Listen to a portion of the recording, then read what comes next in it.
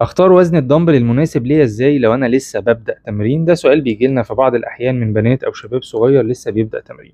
هدفنا في التمارين عموما ان احنا نعمل من 10 ل 12 او 15 عدة بانتظام على العضلة بتاعتنا. فبوتل زي اللي في ايديا دي بتكون وزنها حوالي 2 كيلو تقريبا. لو انا عملت ال 10 او ال 12 عدة بانتظام وقادر ان انا اكمل، فهحتاج ان انا ازود لل 3 كيلو. طيب عندي البوتل اللي زي كده دي بتكون حوالي 600 مللي، برضو ممكن اجرب فيها نفس العدد، بس مش هعمل على عضلة واحدة، هجرب على عضلات جسمي كلها بتمارين مختلفة علشان اشوف الوزن اللي انا هشتريه يكون متناسب مع كل العضلات بتاعة جسمي. طبعا الكلام ده مش على ازايز المية بس، احنا ممكن نجربه في اي حاجة عندنا في المطبخ وزنها معروف ونقدر ان احنا نمسك ونجرب نشوف الوزن مناسب لعضلات جسمنا ولا لا. طبعا زي ما حضراتكم شايفين الدمبلز عندنا بتنزل باشكال والوان مختلفه، سواء الفينيل او الدائري